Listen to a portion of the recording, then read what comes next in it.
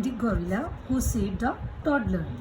Gorilla क्या है होता है, एक एनिमल होता है, और जो टॉडलर, टॉडलर मीन्स जो छोटा बच्चा होता है जिसने अभी चलना ही सीखा होता है, a small child. Around lunchtime on a summer day in August 1996, a little boy visiting the Brookfield U near Chicago, Illinois, eager to see big animals close up, climbed up where he should not have gone. एक बार क्या हुआ था, lunch time की बात है, summer day में अगस्त 1996 year था। एक छोटा बॉय था जिसने ब्रुकफील्ड जू में विजिट किया जो शिकागो में है, और वो बहुत एक्साइटेड था। जो बड़े बड़े एनिमल्स होते हैं उनको देखने में वो बहुत एक्साइटेड था। Climbed up where he should not have gone, वो वहाँ पे क्लाइंब उसने किया जहाँ पे वो कभी नहीं गया था। He lost his balance and somersaulted over the barrier, means उस बच्चे ने वहाँ पे क्लाइंब कर लिया, वहाँ पे उसने कर लिया जहाँ पे वो कभी नहीं गया था, और उसने जो अपना बैलेंस था वो completely उसने खो दिया। Over the barrier, falling some 20 feet down into the gorilla habitat, वो 20 फीट नीचे वो उसने जब अपना बैलेंस उसका इम्बैलेंस हो गया, वो कम्प्लीटली नीचे की तरफ 20 फीट की तरफ गोरिल्ला हैबिटेट में वो चला गया, गिर गया। क्रैग डेमिट्रोस देन अ जू कीपर, क्रैग डेमिट्रोस कौन था, जू कीपर था, who was having lunch just outside the exhibit, वो लंच कर रहा था बाहर, जू के बाहर। He knew something bad had happened when he heard people yelling and saw scared families pushing through the emergency exit. उसने क्या, उसको कुछ अजीब सी आवाज़ें आ रही थी, वॉइस आ रही थी, नॉइसेस आ रही थी। येलिंग का मतलब होता है नॉइस, शाउटिंग करना। उसको अजीब सी आवाज़ें आ रही थी, लाउड सी। तो उसको लग रहा था कि कुछ समथिंग मिसहैपन हो गया, कुछ अजीब सा हो गया, कुछ बुरा हो गया। तो सारे बहुत डरे हुए थे, और वो इमरजेंसी जो डोर था वहाँ से वो एग्जिट कर रहे थे। He was soon announcing a signal 13, उसने जल्दी ही सिग्नल 13 दे दिया। A life threatening situation. Then one of the gorillas, an 8 years old female named Binti Jua, तो एक गोरिल्ला थी 8 years old की जो फीमेल थी जिसका नेम बिंटी था, जो जू में थी, बिंटी जुआ था उसका name. Approach the boys motionless body, वो उस बॉय के पास गई जो 20 फीट नीचे गिर गया था। By the time Craig and 2 helpers looked over the edge of the wall, तो उस टाइम जो क्रैग था, जो जू कीपर था, उसके साथ जो 2 हेल्पर्स थे, उन्होंने मतलब वॉल की तरफ देखा। Binti was below with her 17 months old baby on her back, जो बिंटी थी, जो गोरिल्ला थी, बिंटी जिसका नेम बिंटी था, और वो अपने 7 months के जो ओल्ड बेबी था उसको उसने अपने बैक के ऊपर उठाया हुआ था। And a 3 years old human boy draped across her right arm, और जो नीचे वाला जो 3 years ओल्ड का छोटा बच्चा था, टॉडलर था, जो छोटा बच्चा था 3 years ओल्ड का, उसने उसको अपनी राइट आर्म के ऊपर उठाया हुआ था। जो उसका अपना बेबी था जो 17 months ओल्ड का था, उसको उसने अपने बैक के पीछे रखा हुआ था, और जो टॉडलर था जो नीचे गिर गया था छोटा बच्चा, उसको उसने अपनी राइट हैंड साइड उसने पकड़ा हुआ था। The zoo staff work at lighting speed, जो जू स्टाफ था वो काम करता था बहुत जल्दी, using water hoses to remove the rest of the gorillas away from the boy into their night quarters. तो वो यूज़ कर रहे थे हुसिस को, जो ट्यूब्स होती हैं वाटर, जो पानी देने के लिए गार्डन्स में ट्यूब्स को यूज़ करते हैं, वो उनका यूज़ कर रहे थे, हुसिस को, ट्यूब्स को यूज़ कर रहे थे, ताकि वो उस ट्यूब्स के साथ जो वो बच्चा था छोटा उसको नीचे से निकाल दे। Meanwhile, Binti carried the child away 75 feet. तो क्या हुआ उस टाइम, बिंटी ने जो वो बच्चा था उसको 75 feet जो वो नीचे चला गया था उसको वो उसने निकाल लिया across a stream and to a log away from the other animals. At one point, her back to animals, she seemed to the rock the child back and forth like a mother would a sleeping baby.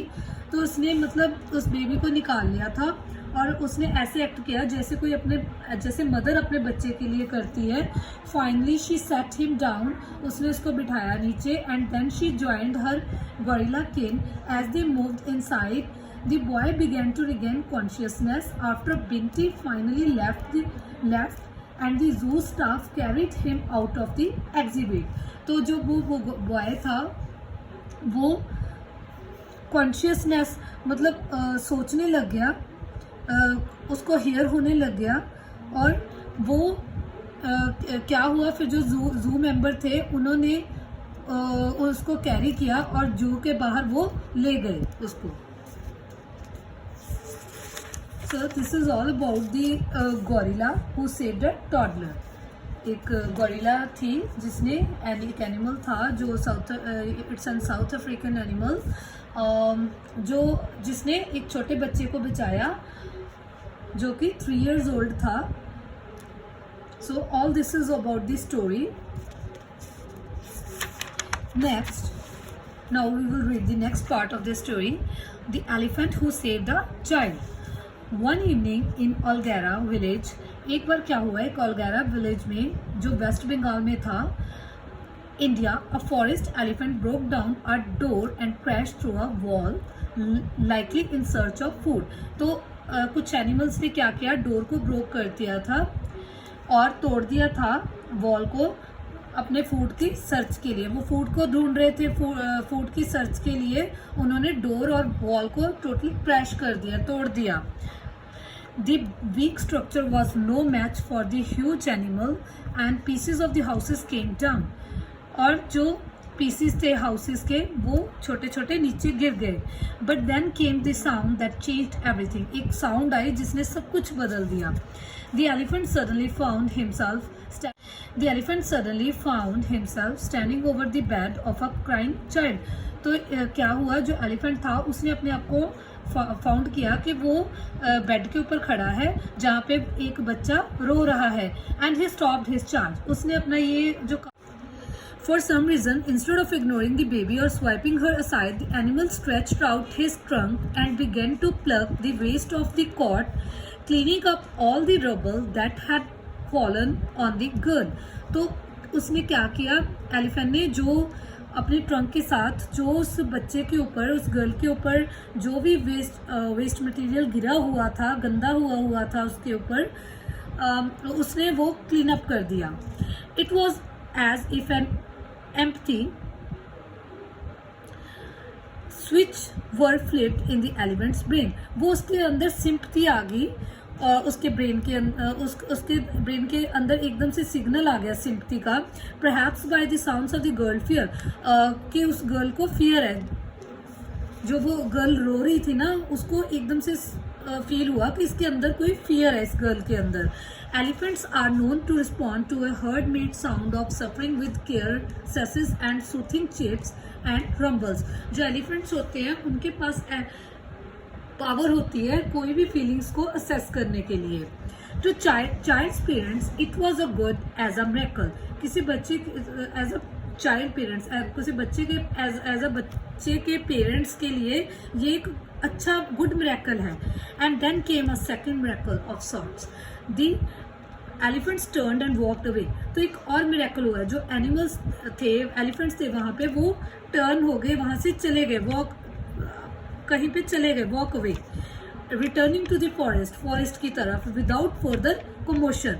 मतलब कुछ और करने के लिए वो करने की बजाय वो वहां से निकल पड़े, चले गए फॉरेस्ट की तरफ. One thing I love about animals heroes is that they are humble.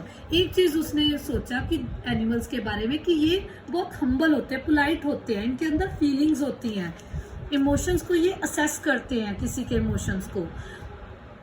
If you are nice to them, they are nice to. अगर आप उनके साथ नाइस होगे तो वो भी आपके साथ बहुत अच्छे होते हैं। अगर आप उनके साथ रूड होते हो तो वो भी रूड हो जाते हैं। अदरवाइज जो एनिमल्स होते हैं उनके पास एबिलिटी होती है कि ये जो इमोशंस होते हैं किसी भी पर्सन के अंदर, या फिर उनको किसी के बारे में भी कुछ फील होता है, ये उस चीज़ को असेस कर लेते हैं बड़े अच्छे से। Animals who act. A newspaper reporter wrote, "Animals who act generously don't care about recognition, about TV coverage or awards." जो एनिमल्स जेनरस होते हैं, काइंड होते हैं, वो केयर नहीं करते कि उनको कोई रिकॉग्नाइज करता है या नहीं। ये उनके लिए कोई टीवी या कोई अवार्ड्स का कुछ मतलब नहीं होता। The good deed do with its good deed done. The good deed door with its good deed done goes back to whatever it was doing before the incident: eating, sleeping, rolling in the mud, just being. तो जो भी हम good deeds करते हैं हमें वापस वो ही मिलता है। जैसे हम करते हैं हमें इन रिटर्न वैसे ही मिलता है जैसे इस इंसिडेंस में हुआ। So this is all about the story. I hope all of you have understood. Thank you. Have a nice day.